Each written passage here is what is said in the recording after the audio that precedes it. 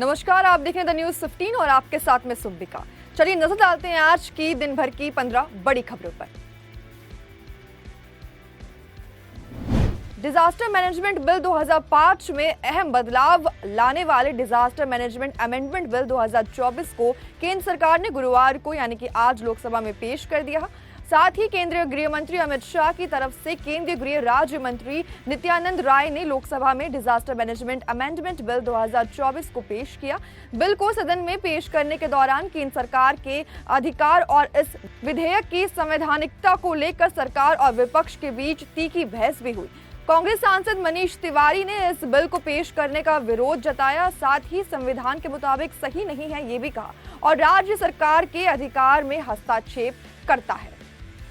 मथुरा श्री कृष्ण जन्मभूमि और शाही ईदगाह मस्जिद विवाद में इलाहाबाद हाई कोर्ट से हिंदू पक्ष को बड़ी राहत मिली है। 1 अगस्त को सुनवाई के दौरान इलाहाबाद हाई कोर्ट ने श्री कृष्ण जन्मभूमि विवाद को लेकर दाखिल हिंदू पक्ष की याचिकाओं को कोर्ट ने मुस्लिम पक्ष की ऑर्डर 7 रूल्स 11 की आपत्ति को खारिज कर दिया। याचिकाओं पर सुनवाई पूरी होने के बाद हाईकोर्ट ने 31 मई को अपना जजमेंट रिजर्व कर लिया था। वहीं हाईकोर्ट के फैसले से ये भी तय हो गया है कि मथुरा के मंदिर मस्जिद विवाद में हिंदू पक्ष की याचिकाएं सुनवाई योग्य है और 12 अगस्त को मामले की अगली सुनवाई की जाएगी।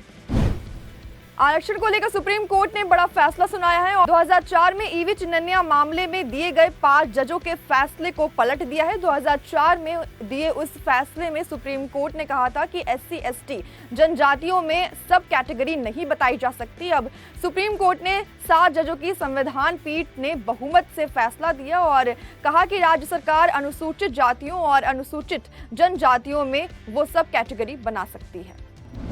सुप्रीम कोर्ट ने आज आम आदमी पार्टी की राज्यसभा सांसद स्वाति मालीवाल से मारपीट मामले में सुनवाई की और अरविंद केजरीवाल के निजी सहायक विभव कुमार पर आरोप है कि उन्होंने उनके साथ बदसलूकी की। कोर्ट ने आगे कहा कि महिला से गलत बर्ताव पर शर्म आनी चाहिए। बीजू जनता दल की ममता मोहंता ने बुधवार को राज्यसभा की सदस्यता से इस्तीफा दे दिया। उच्च सदन के सभापति जगदीप धनखड़ ने राज्यसभा की कार्रवाई के दौरान यह जानकारी दी। उन्होंने बताया कि मोहंता का इस्तीफा स्वीकार कर लिया गया है।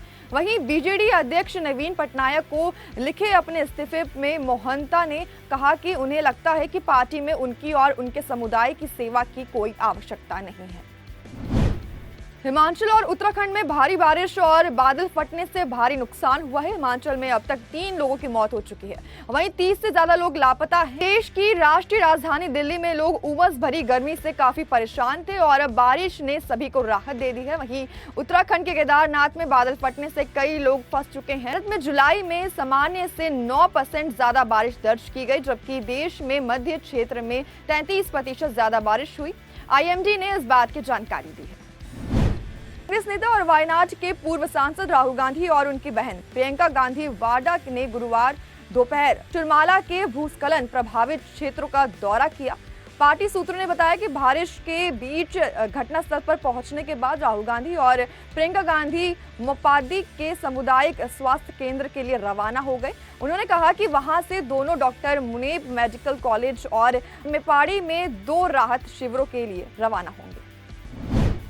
CBI ने NBCC के एक उप महाप्रबंधक को गिरफ्तार किया है। SBI ने उप महाप्रबंधक वरुण पोपली को ठेकेदार से 5 लाख रुपए की रिश्वत लेते हुए गिरफ्तार किया।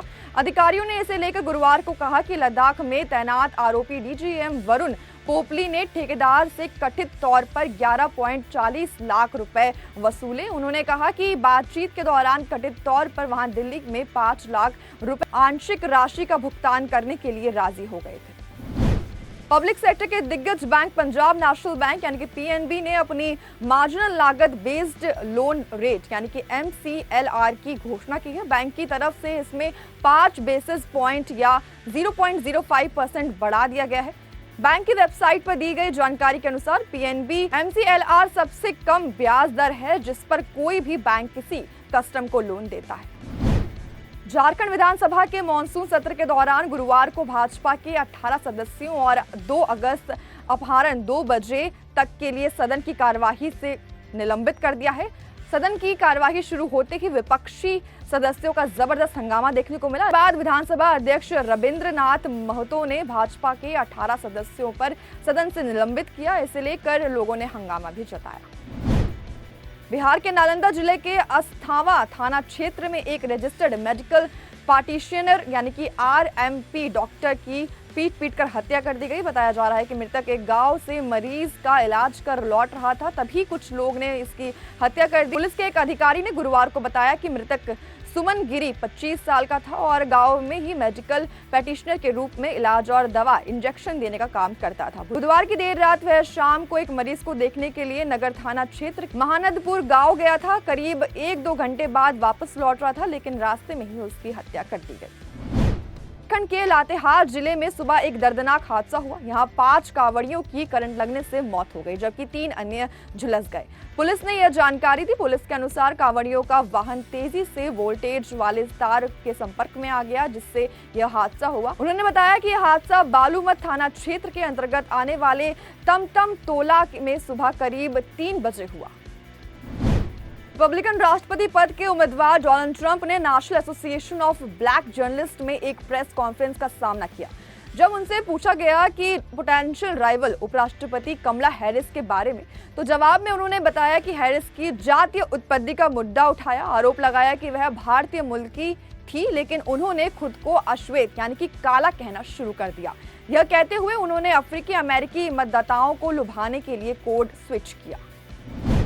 बिग बॉस OTT 3 के ग्रैंड फिनाले में बस एक दिन बाकी है। जी हां, जियो सिनेमा पर 2 अगस्त की शाम को इस शो का सीजन का विनर मिल जाएगा। इस बार बिग बॉस OTT के तीसरे सीजन को अनिल कपूर ने होस्ट किया। इस शो में टॉप 5 खिलाड़ी बचे हैं, जिनमें से कोई एक शो के ट्रॉफी को लेकर घर जाएगा। बचे हुए लोगों के बीच कांटे की टक्कर देखने को मिल रही है।